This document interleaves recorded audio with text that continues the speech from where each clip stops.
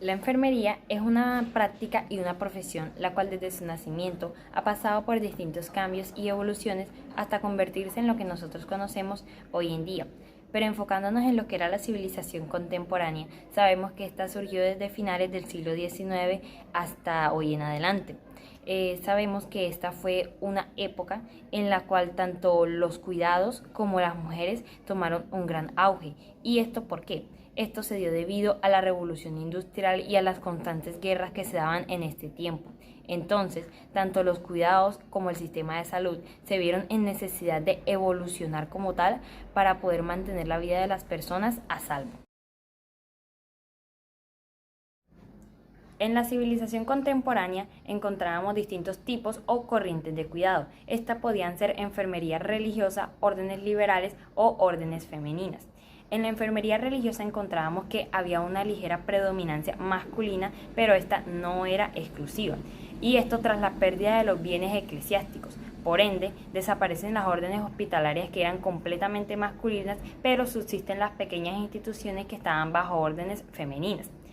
Por otra parte tenemos las órdenes liberales en la cual se daba una división de los roles y había una constante regulación del ejercicio de esta labor. Es decir, por una parte lo que era libre, por ejemplo aquellas mujeres que se encargaban de atender el parto, o la que era institucional, pues como los que atendían como cirujanos. Y por último tenemos las órdenes femeninas, las cuales estaban conformadas por organizaciones religiosas y laicas, las cuales brindaban atención y cuidados hospitalarios en distintos países.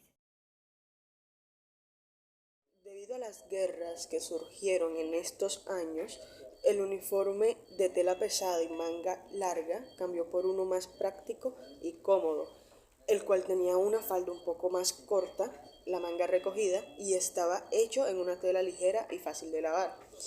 A finales del siglo XX los baños eran frecuentes, o sea, a menudo, y a diario, lo cual se había convertido como en un hábito, y el uso de la ropa recién lavada era la práctica general, lo cual que cada día tenías que utilizar una ropa limpia, ya que la anterior estaba sucia.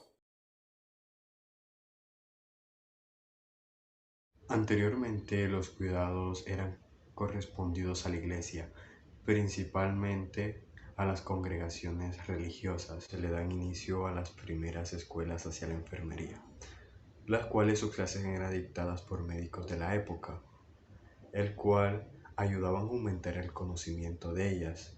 Tanto fue este impacto de la creación de las escuelas de la enfermería que se llegó a la creación de la Cruz Roja, el cual la intención era ayudar a los militares combatientes de la guerra en esa época.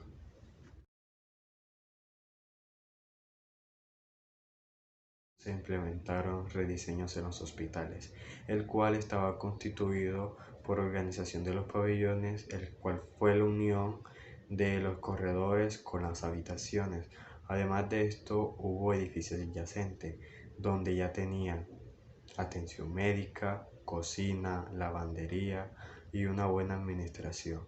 También se implementaron la amplitud de espacios para los pacientes, donde pasaron de 25 a 30 pacientes en un amplio espacio y con un espacio de ventilación súper grande.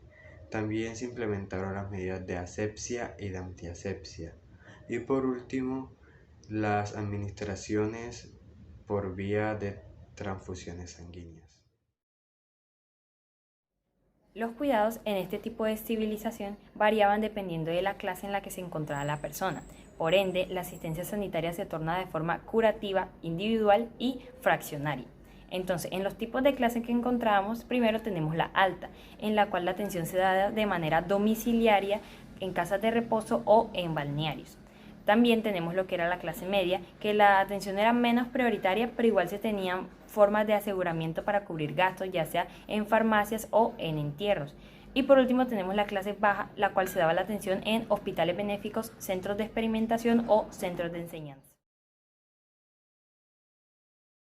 En la edad contemporánea descubrieron enfermedades y epidemias como la gripe, viruela, la fiebre amarilla y el cólera.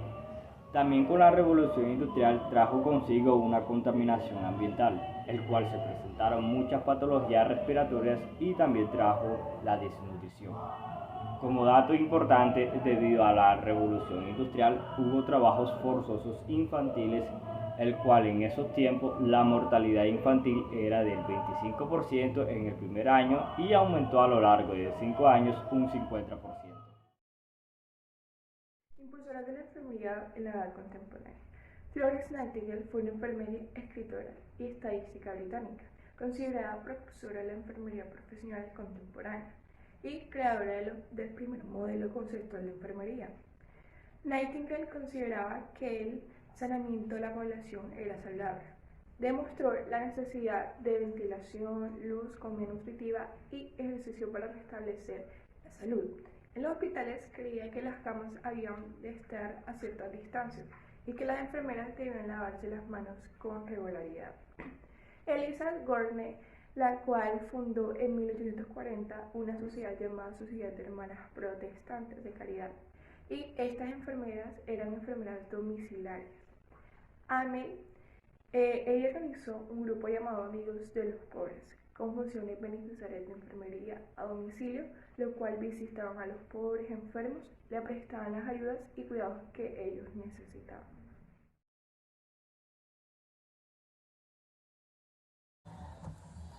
En este siglo se dio la creación de la Cruz Roja, iniciativa de un hombre suizo llamado Henry Dunant, quien socorrió a los soldados heridos en la batalla de Solferino, 1859, y luego gestionó ante los líderes políticos las medidas de protección para las víctimas de la guerra.